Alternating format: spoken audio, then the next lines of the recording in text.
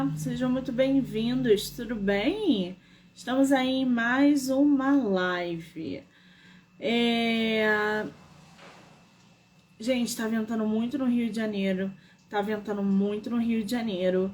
A gente já teve problema aqui na última live de cair ou não, mas se cair eu volto, tá? Então fiquem por aí. Anieli, já vou te aceitar, querida.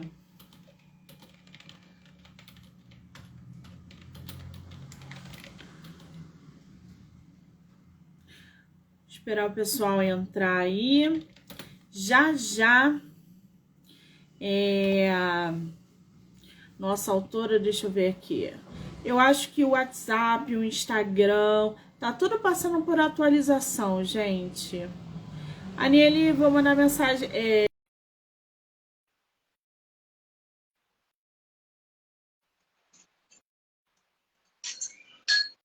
Olá!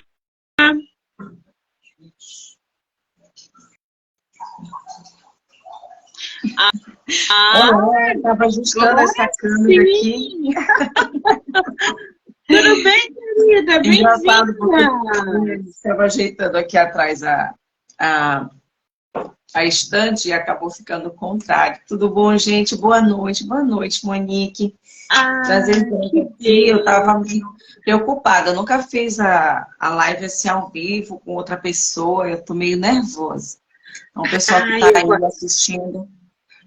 Eu gosto assim, a base do nervosismo. É tua primeira live literária. Eu vou te falar que é uma delícia inserir autores aí na primeira entrevista, porque falar de literatura é muito bom, né? E quando o assunto é o nosso livro, aí que fica melhor ainda. Não tem motivo para ficar nervosa, não, tá? Ah, que bom. É o meu primeiro podcast de literatura. E a minha primeira live, assim, literária. Eu tô achando super bacana. E, poxa, um prazer falar contigo, falar um pouquinho mais sobre o meu trabalho. Eu já escrevo há muito tempo, mas esses últimos 2 anos eu tenho intensificado isso. E, assim, é muito legal ter resultados muito definidos. E eu estou muito contente de poder compartilhar isso com as pessoas, poder compartilhar com mais pessoas, poder conversar com você.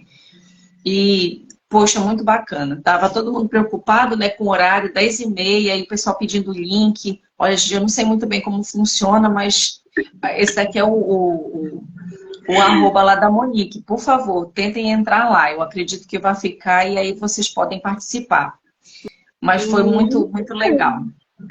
Eu vou te falar que é um prazer ter você no meu projeto, principalmente com essa tua bagagem literária, que eu vi aí que você é imortal da Academia de Letras e das Artes da tua terra, né? Que é das artes de Oriximiná. Falei certo? Oriximiná, isso mesmo, Monique. Todo mundo pensa que é fora do país, né?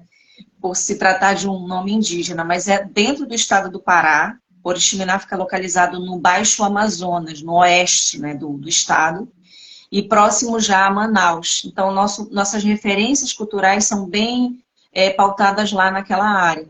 Mas Oriximiná é Brasil, Oriximiná é Pará, e é uma terra linda, maravilhosa. Eu não estou puxando o braço para minha sardinha, não, tá? Minha cidade é bonita mesmo.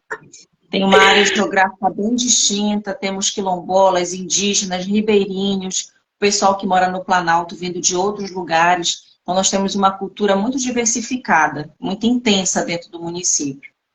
Que coisa boa. A nossa autora ocupa aí a cadeira 11 da Imortal da Academia de Letras e das Artes de Oriximiná. Ela é também acadêmica internacional da Federação dos Acadêmicos das Ciências, das Letras e das Artes, ocupando aí a cadeira 269. E, além disso, é membro da Academia Internacional de Literatura Brasileira, membro 0930. Gente, que espetáculo esse currículo, hein, garota?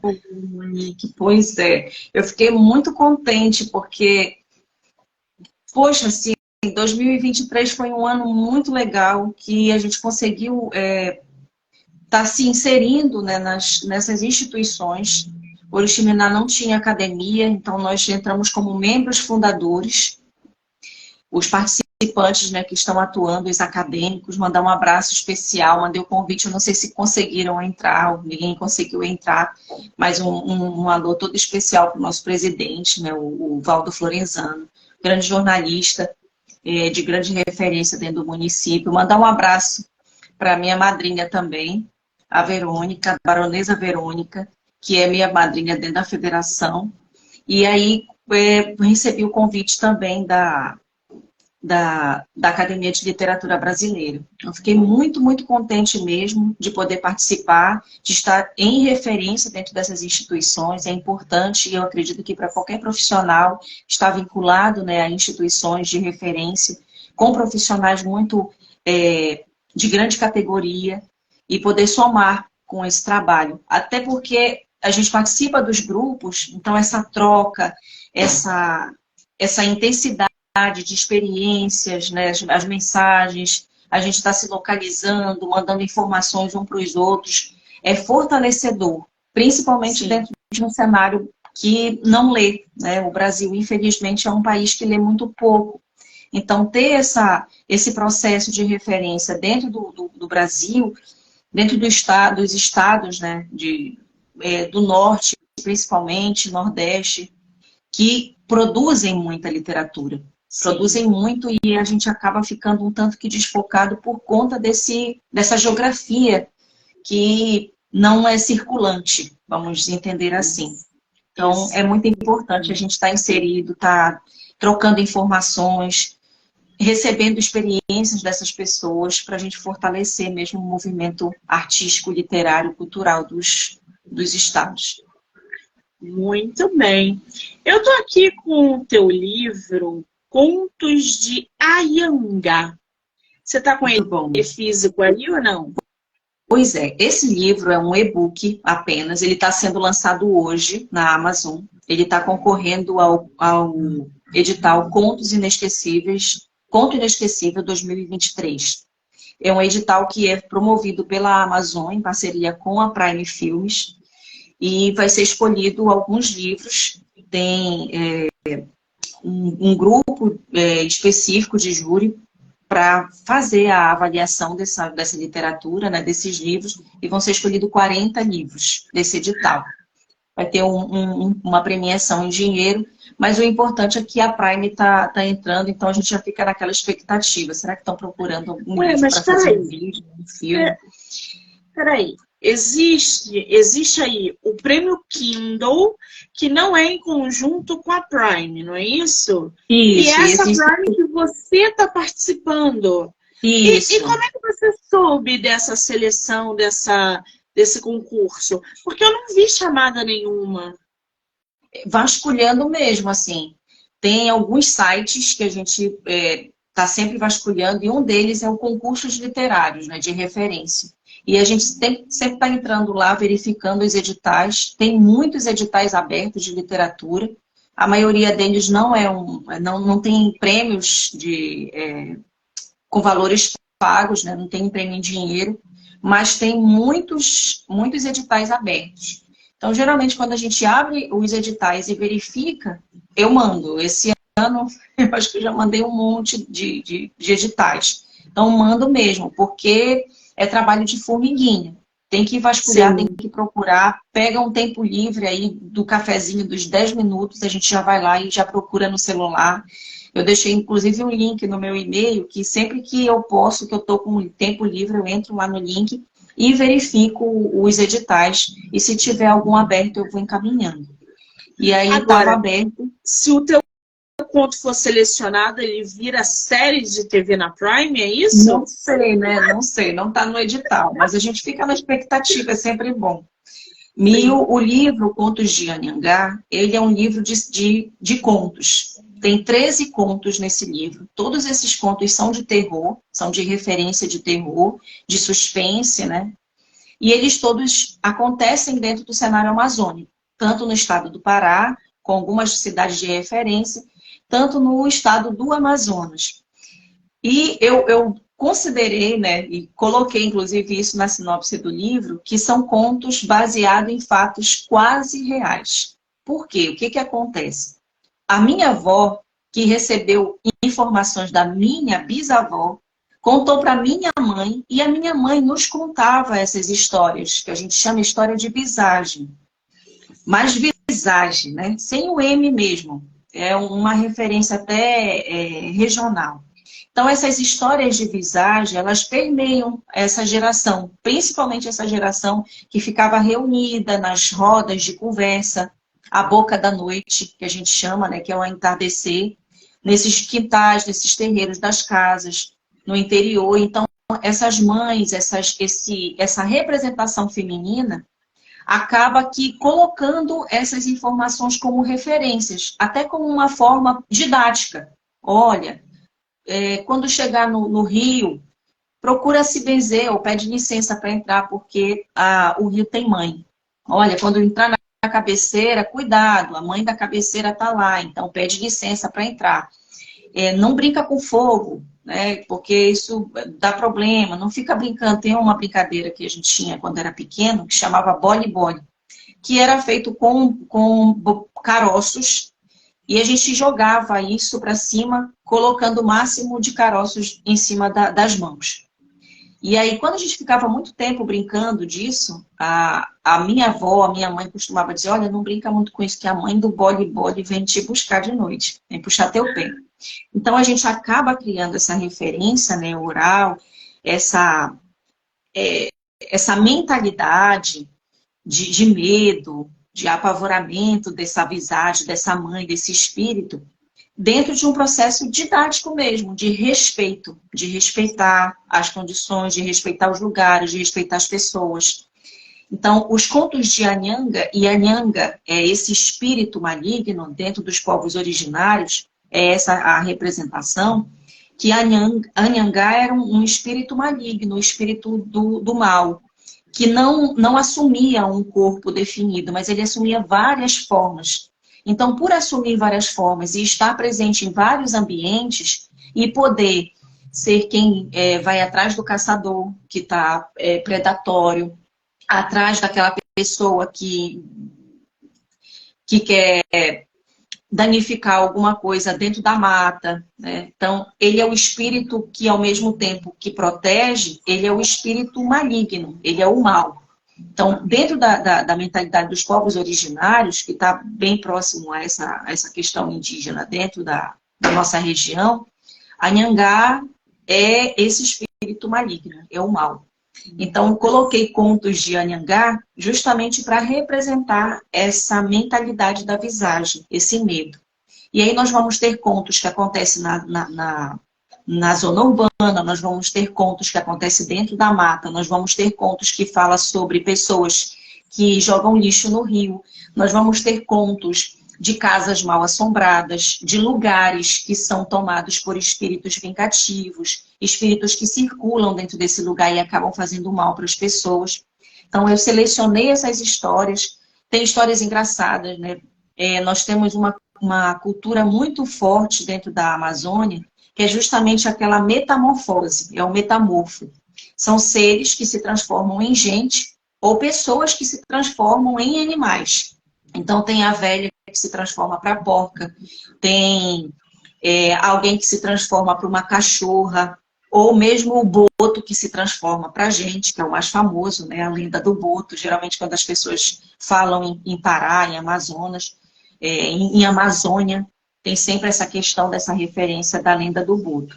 Mas nós temos outras histórias que falam sobre essa metamorfose, esse ser metamorfo. Então, tudo isso é representado pelo espírito de Anhangá.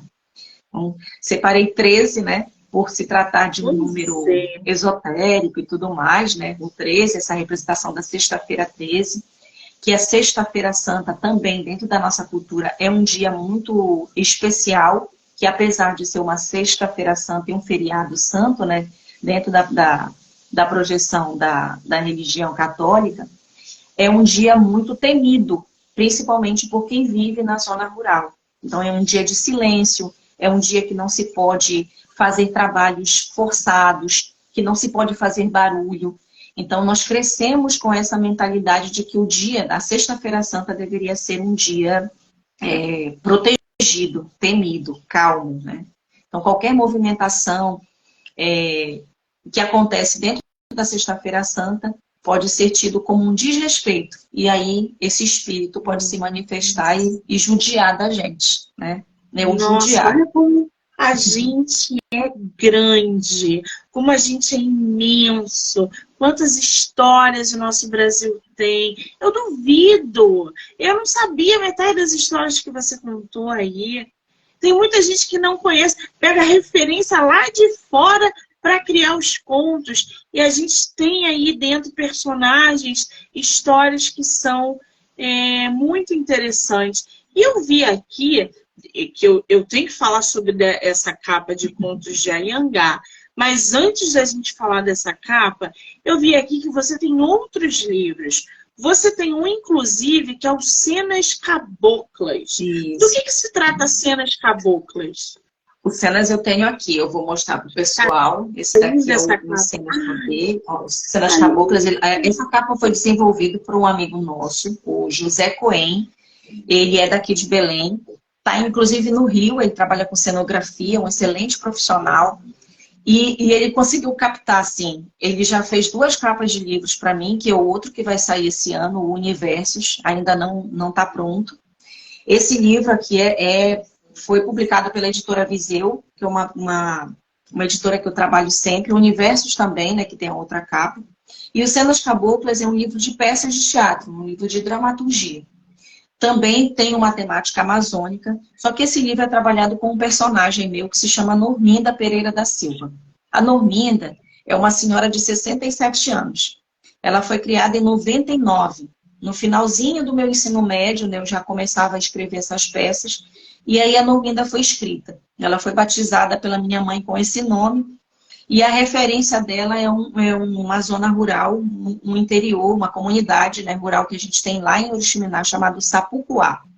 Então, o Sapucuá é um lago imenso, inclusive tem serras e tudo mais. E lá nesse lugar tem uma cabeceira chamada Cabeceira do Medônio.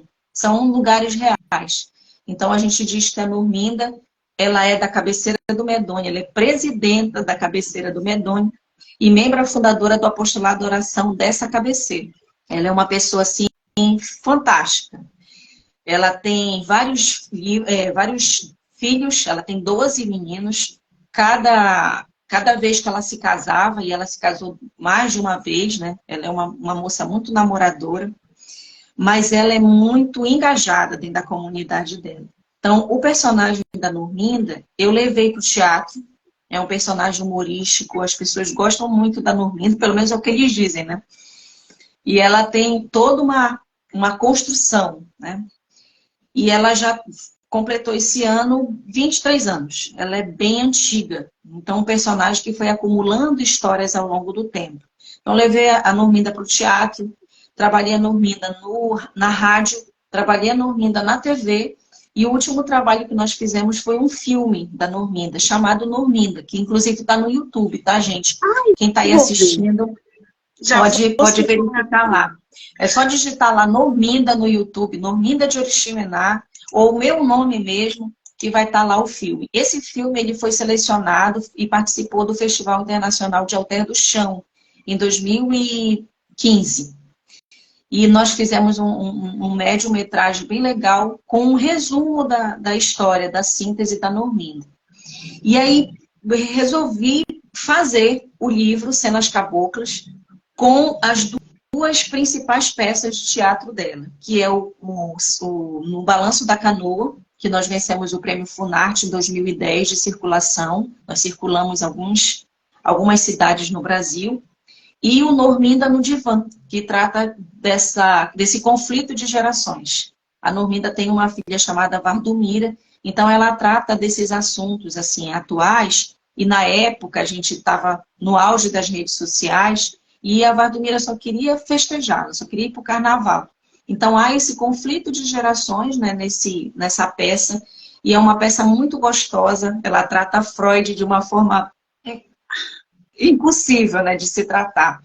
E aí a Vardomira resolve contratar um terapeuta para cuidar da Norminda. E aí, durante essas sessões desse falso terapeuta, ela vai falando sobre as relações que ela tem com os filhos, sobre a questão das redes sociais, sobre o Orkut na época, né? Estava no auge, já é bem antiga a peça. E aí ela não entende. Então, apesar de tratar, as duas peças tratarem de processos humorísticos, porque eu acredito que o humor, ele é uma forma muito gratificante de trabalhar com contextos que são não tão agradáveis de se conversar, mas que pode chegar no público, chegar nas pessoas de uma forma mais agradável. Então, eu sempre gosto de usar o humor para trabalhar as minhas peças.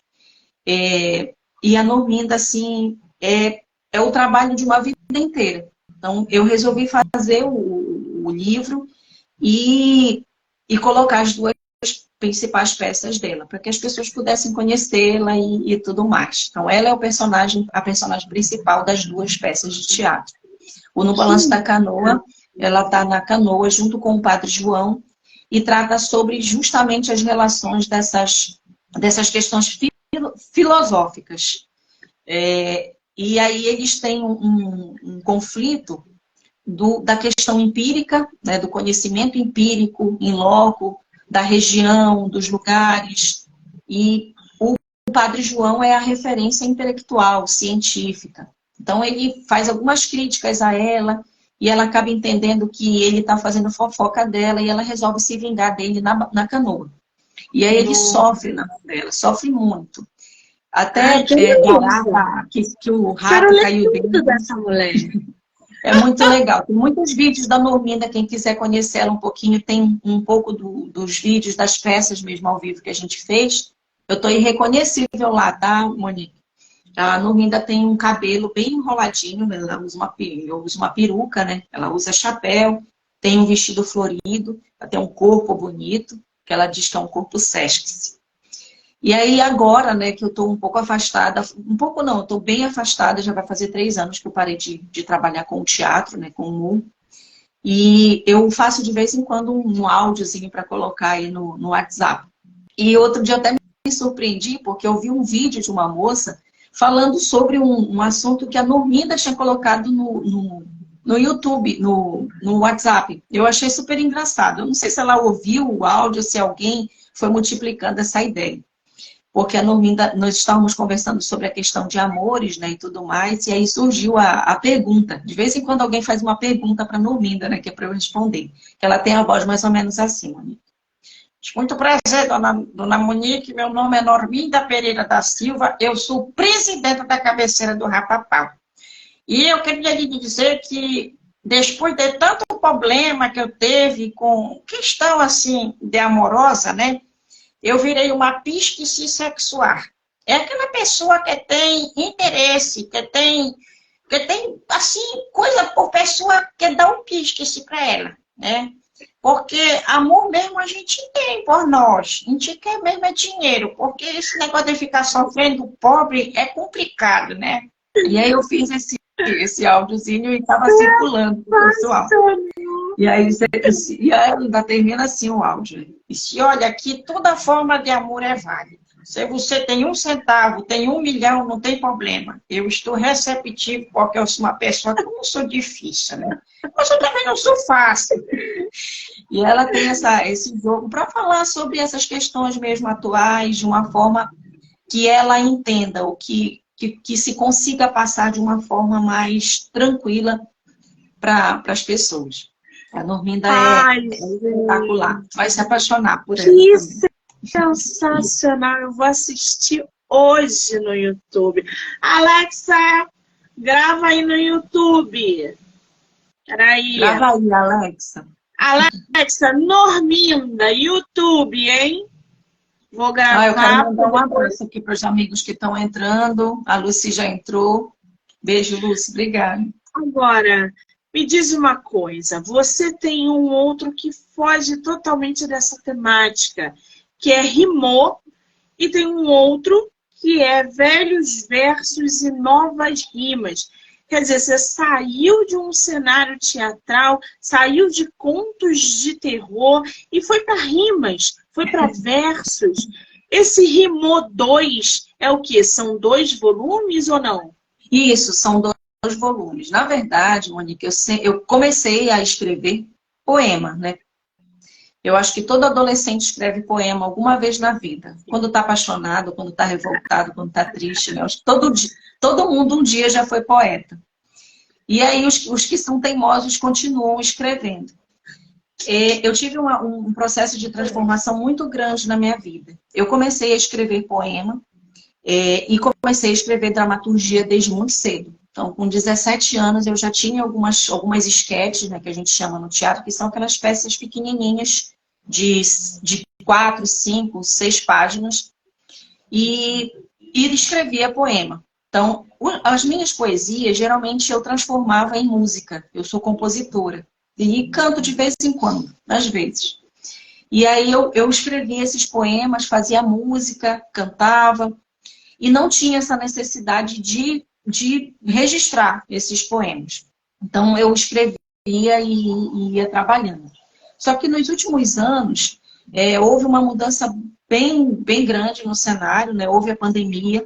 Eu tinha uma produtora cultural e aí eu fechei essa produtora por conta de problemas mesmo. Trabalhava com um projeto incentivado, o Rouanet, e trabalhava dentro do território. Então, as coisas ficaram muito conturbadas, muito difícil. Nós fomos os primeiros a parar de trabalhar, os últimos que voltaram, né? Muita gente nem voltou. Então, eu fui uma dessas pessoas que migrou. Eu sempre tive muito quê muito voltado para a questão da gestão de cultura. Então, eu trabalhava com muita coisa, fazia eventos e trabalhava com a questão literária dentro dos projetos, porque eu acho que é importante a formação de plateia e o incentivo à literatura, à leitura principalmente. Então, o Rimô, ele foi uma surpresa, na verdade, porque eu comecei a escrever poemas simples, poesias simples, que pudesse incentivar as crianças a ler. Adolescente que não gostava. Então, como a gente disponibilizava livros, e eles ficavam nos varais, em alguns varaus assim, que a gente colocava, com os livrinhos pendurados, as crianças pegavam os livros e eu assim, percebia assim, que elas não ficavam muito interessadas.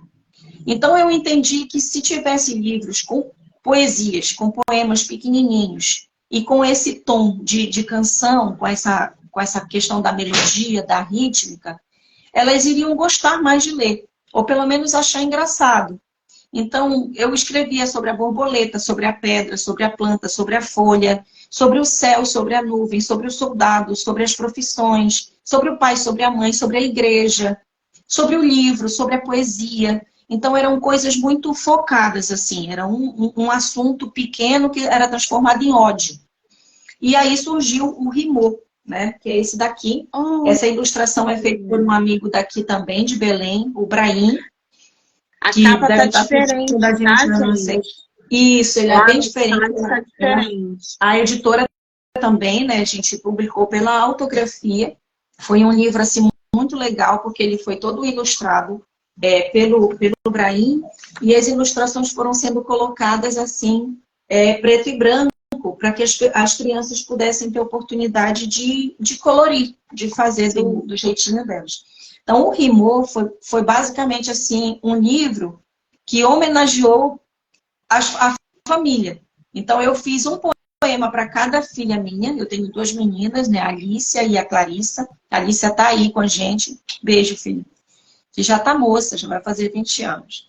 E a Clarissa tem 11, né? Tem o Vinícius, tem a minha mãe, tem poema para o meu marido, para minha sogra, para as minhas sobrinhas. Então, eu fiz um poema com uma referência que eu achei interessante deles.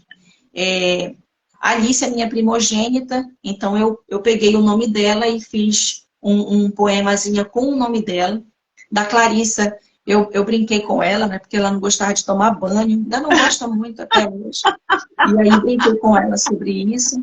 O Vinícius gosta muito de açaí, que é um prato muito típico aqui em Belém. Então, ele come com açaí.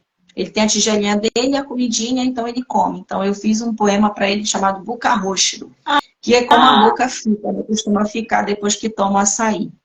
E peguei memórias da minha mãe, da minha sogra, do meu esposo, das pessoas que eu conhecia, e transformei essas memórias infantis, né, essas histórias que eles lembravam quando eram crianças, nessas poesias, nesses poemas.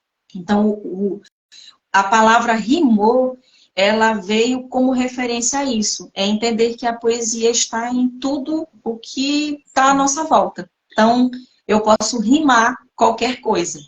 E aí, quando eu faço palestra, né, quando eu vou apresentar o livro, eu sempre costumo brincar com os alunos, assim, com as crianças que estão, com os adolescentes, e a gente faz algumas rimas lá, ao vivo, né? Como é o teu nome? Aí, o meu nome é João. João combina com o quê? Com o que rima João? E aí a gente acaba fazendo essa poesia, essa brincadeira com a plateia, para que as crianças possam entender que a poesia está em tudo. E aí despertar esse interesse por ler as rimas, né? Por ler os livros. E aí por isso que ficou o nome do livro Rimou. Só que depois eu fui escrevendo, né? E aí de vez em quando eu via alguma coisa interessante, escrevia, e aí via que as crianças tinham necessidade de alguma coisa, ou de alguma leitura, ou de entender algum assunto, ou de ter algum tipo de referência.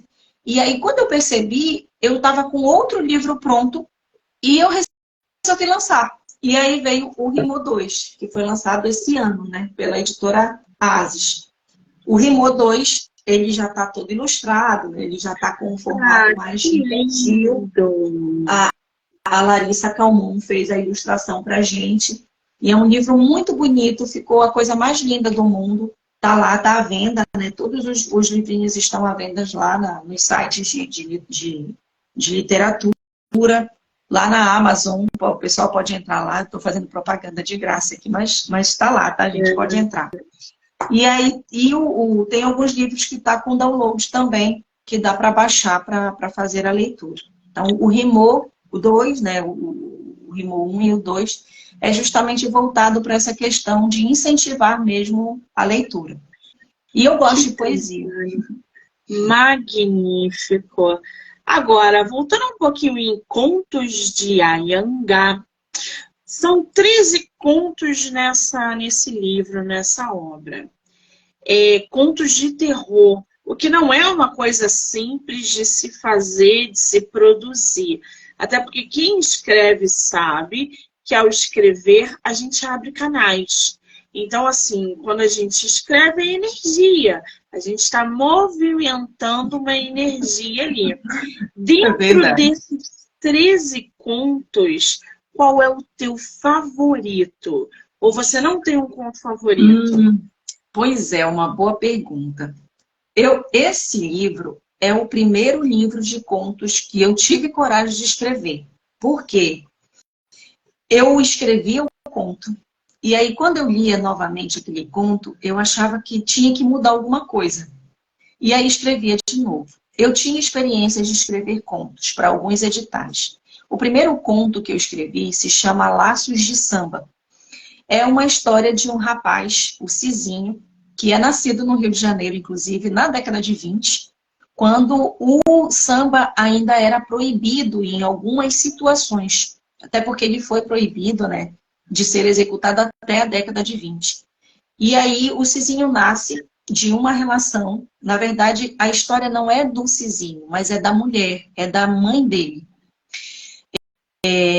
A Amélia, que é a mãe dele, ela é conhecida como amorosa. Então, faço referência à tia Ciapa, algumas tias que ficavam nesses terreiros e que faziam a promoção do samba, de certa forma.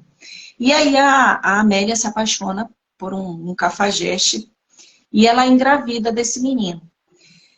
E ele acaba abandonando ela e tudo mais. Quando o Cizinho cresce, ele acaba tendo essa questão da malandragem do pai dele, né? Essa questão do namoro. E ele se apaixona pelo samba. Então, tudo que o Cizinho faz é voltado para o samba. Ela tem um pai que é o marceneiro, então os pais dela acabam ajudando a criar esse menino. E aí o Cizinho vai crescendo, gostando de samba, do batuque, da rima. Então, de tudo ele faz samba. E aí, numa dessas rodadas, né, com esses namoros que ele tinha bastante, ele conhece uma mulher chamada Aurora. A Aurora é casada com o Valdemar, que tem algumas coisas ruins pela cidade, né? Faz alguns trabalhos meio obscuros.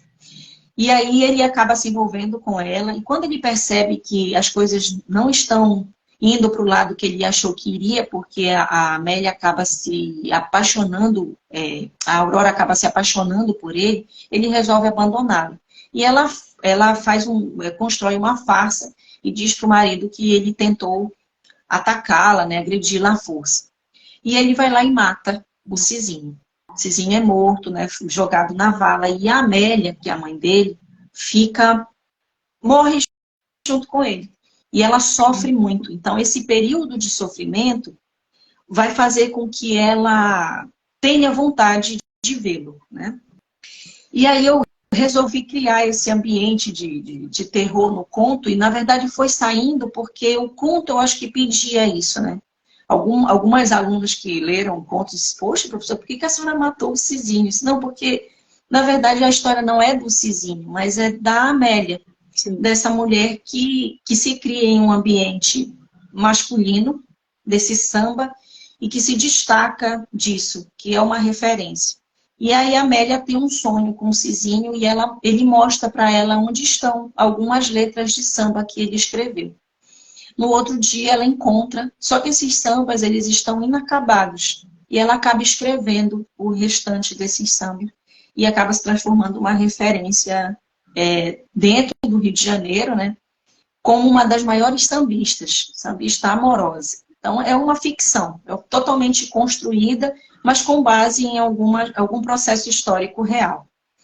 E aí foi o meu primeiro conto. Eu encaminhei esse conto para a Universidade de Salamanca, na época, estava com o edital aberto, não fui selecionada, mas eu gostei muito de escrever.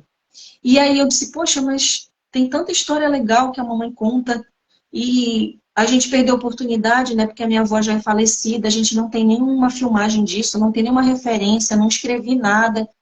Tinha coisas que a minha mãe não lembrava mais quando ela escrevia e disse, olha, quer fazer uma coisa? E a minha mãe, ela escreve, né? De vez em quando ela escreve um poema, escreve mesmo. E ela tinha escrito algumas coisas dessas histórias. Eu disse, olha, então, mamãe, me passe, né, essas informações. E aí peguei as informações reais, né, das histórias, por isso que eu digo que o livro é baseado em fatos quase reais.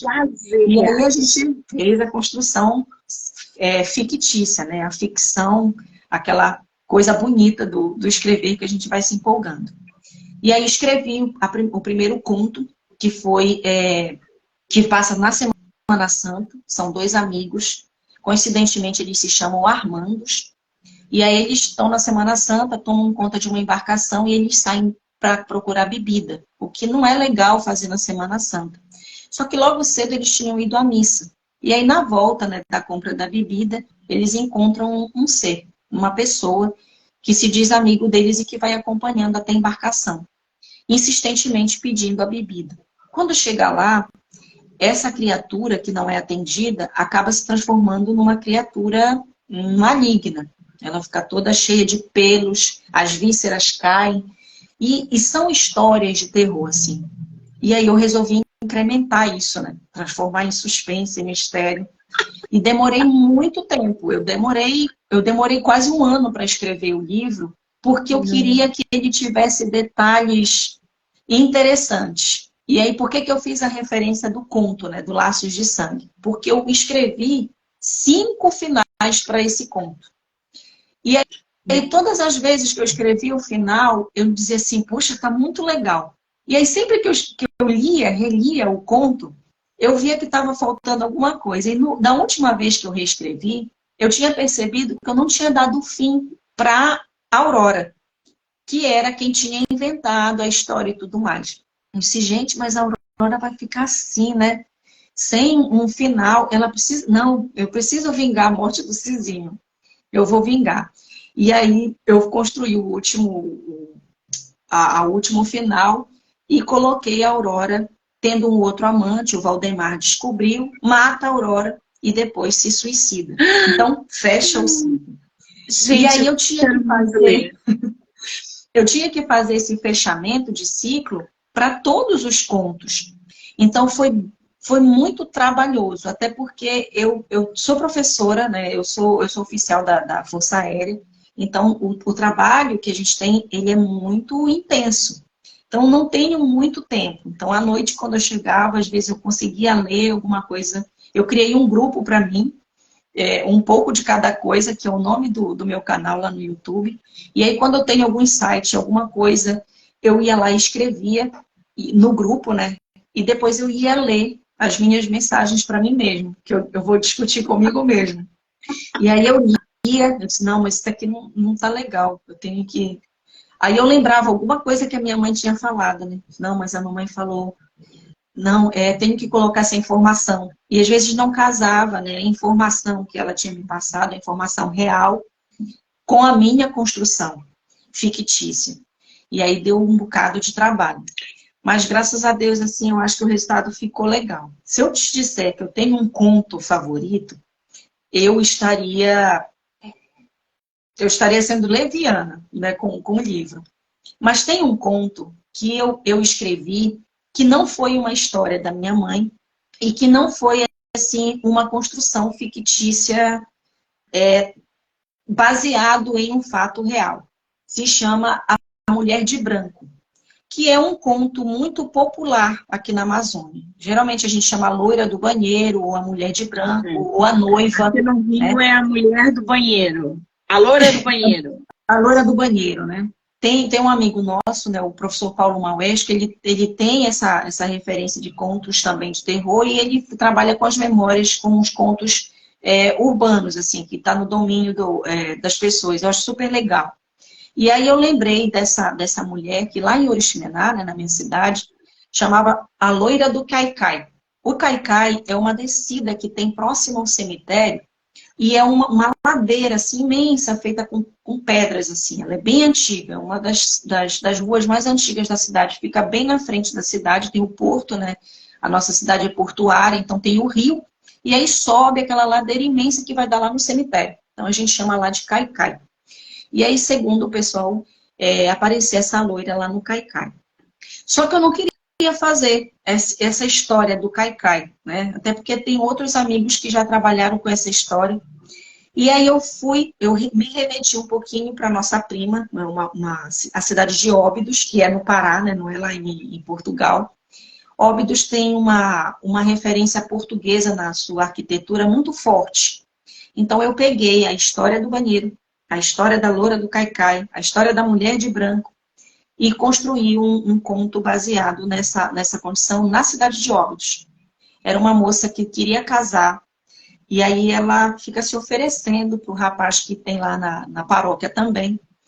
E aí um dia, indo, né, atrás dele, lá na sacristia, escondida, ela descobre que ele está tendo um relacionamento com outro rapaz da paróquia.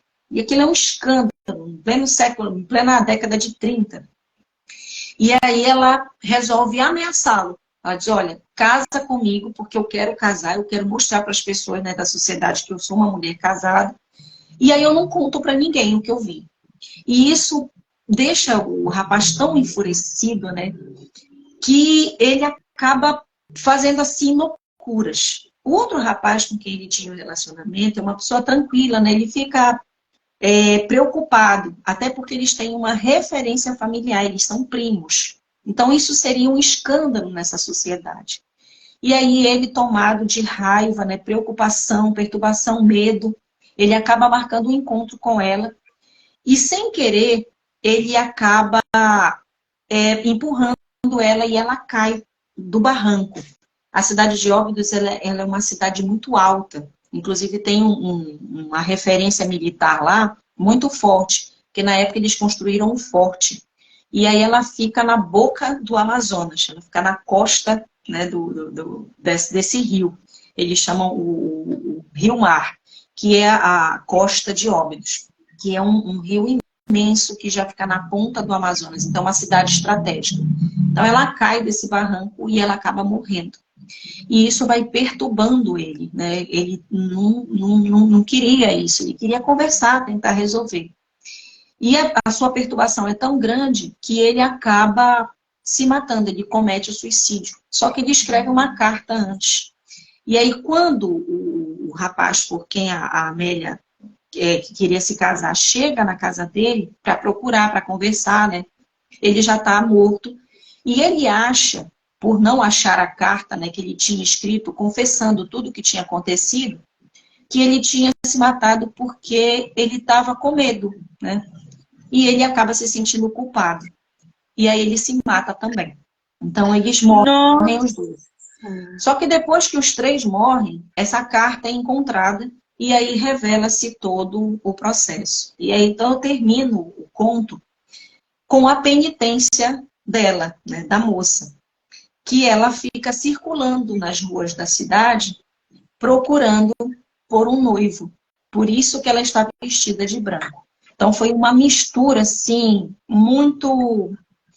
com muitas referências que eu tinha e acabei criando esse conto. Então foi um conto que eu demorei muito para escrever, foi um conto que eu refiz muitas vezes e que eu precisava ter uma conexão disso tudo. Então ficou bem, bem interessante. Eu gostei muito do resultado dele. Mas tem outros também. Tem da Matinta Pereira, tem da Onça da Cachoeira, tem do Pacto com o Diabo, né? Que é uma coisa assim, bem olha, eu vou dormir daqui a pouco. Você não me venha com essas histórias de terror brabo, não, hein? Eu vou te contar uma experiência. Quando eu estava fazendo, eu só soube que o livro não, que estava bem legal, porque eu comecei a ler os contos e a minha filha ficou com medo. E aí, no dia que eu estava lendo, né, que ela ficou com medo, eu fiquei aqui trabalhando, né, estava com o computador, já era tarde, já eram umas 11h30 da noite, e aí eu fiquei aqui trabalhando com os contos, e aí eu senti um negócio de um calafrio, né? Eu disse, eu vou parar aqui, vou parar de escrever, já tá bom. Mas demorei quase um ano para escrever o livro. Então foi bem, bem difícil. Eu não sei se eu vou escrever outro, mas eu quero escrever outro. Ai, é energia, escrever energia. Agora, Aniele, me fala uma coisa. Você topou fazer sorteio, não foi? Ah, sim, sim, sim. Você vai fazer sorteio de quais livros? Rimou. Rimou. 2. Rimou. 1. E Cenas. Ah, muito bem. Rimou 2, o Rimou 1 e Cenas Caboclas. 3 livros que a autora vai estar sorteando. Como é que vai funcionar? O pessoal quer participar do sorteio, printa aqui e manda lá no Monique MM18. Ó, as 3 primeiras pessoas que fizerem isso vão ganhar. Dá para ver pelo horário. Aí a gente vai sortear. Eu vou mandar lá para a nossa escritora e ela vai enviar para vocês. O primeiro é Rimou 2, segundo Rimou 1 e o terceiro ganhador, Cenas Caboclas. Pode ser assim? Pode ser. Maravilha! Agora, onde os teus livros estão disponíveis para venda? Como que os leitores chegam até ele? É no seu Instagram? É só na Amazon? Eles têm digital? É só físico? Como é que tá isso? Tá. Olha, todos os sites, né, das editoras estão disponíveis. É só entrar lá no Asis ou então no site da Viseu. No caso da autografia, no site da autografia, né, do Rimou. Mas os demais estão todos nos sites da internet aí para baixar. O Rimou 2, ele está em PDF, né? Dá para baixar, ele tem digital também. E aí tem como ver. Os contos de Anhangá, ele é só e-book. Ele é só e-book. Ele não tem livro físico ainda. Não sei se a gente vai conseguir fazê-lo fisicamente, mas não tem. E aí pode entrar lá. Se quiser alguma referência, é só colocar livros de Aniele Valério. O meu Aniele, ele é com 2 N's e um I no final. E aí Valério Rufino. Ele tem uma grafia diferente. Vocês vão encontrar Aniele Cardoso Valério. Aniele, Valério, com algumas referências, porque eu mudei a grafia depois com o tempo. Mas é só digitar lá no Amazon o meu Eu nome. vou marcar você também na live. Quem não tiver pego, ela vai ficar marcada como colaboradora e as pessoas vão poder assistir a live tanto no Instagram dela quanto no meu. E ela vai ficar marcadinha lá. Qual é o teu Instagram? O meu Instagram eu vou colocar aqui, vou digitar. Isso. Por favor. Aniele Valério, né? Vocês vão encontrar Aniele Valério. Será que foi? Não. Aniele Valério. Isso, Valério Rufino. Rufino. Aniele com 2 N's, tá, gente? Aniele Valério Rufino. Eu tenho um outro Instagram, que é Aniele Valério também, só que ele não está sendo utilizado. Esse daí é o oficial que eu estou trabalhando com ele. Aí só vocês olharem, tem um amigo e meio, e aí vocês podem entrar. Que maravilha! Eu já separei contos de Ayangá aqui na minha lista do Kindle Ilimitado, porque eu vou ler rapidinho, são 64 páginas. Eu leio isso numa sentada, mas eu vou ler de dia. A Alexa que vai ler para mim de dia, contos de Ayangá, que ela vai falando comigo, eu vou escutando. E tem que ser de dia. Querida, você tem uma bagagem literária, criativa, imensa. Eu fico assim muito feliz de ter no meu projeto escritoras do seu calibre, com essa bagagem, com essas histórias, com essa imaginação, com raízes, eu acho que é o nome. Então, eu quero assim te agradecer imensamente. Eu ficaria mais 2 horas falando com você, ouvindo as suas histórias. E é para mim um privilégio conhecer você. Muitíssimo obrigada. Poxa, eu que agradeço, mano. Eu quero agradecer cada um que entrou. Muito obrigada pela presença de vocês. Tem algumas pessoas que eu olhei ali e não conheço, acho que são seus amigos. As pessoas que entraram, muito obrigada, de verdade. E que a gente possa compartilhar mais. Estou por aqui. Estamos distantes, mas vez ou outra eu vou aí no Rio, vez ou outra eu vou em Niterói. Esse ano eu fui em Niterói receber o prêmio Letras Virtuais 2022, lá da nossa querida amiga Adriana. Beijo, Adriana. E aí fomos lá em Niterói para receber o prêmio. Esse ano eu estava querendo ir, né, na cerimônia de posse da academia, da federação. Infelizmente não vou poder, fiz uma pequena cirurgia, uma pequena grande cirurgia, e aí não vou poder ir. Mas se Deus quiser, logo logo eu vou estar aí no Rio, quem sabe a gente não marca um café pra gente tomar. Eu acho que tu gosta de café, Monique. Eu Todo adoro mundo que gosta de ler gosta de café. Isso é um problema. Quando vier, é só mandar mensagem. Eu vou ter o prazer, assim, vai ser imenso poder conhecer você pessoalmente. Que maravilha! Quero agradecer a todo mundo que entrou, que saiu, que vai assistir depois. Dizer que amanhã eu volto com mais autores nacionais. Aniele, um beijo, amor. Obrigada. Querida. Beijo, fica com Deus. Tchau, gente.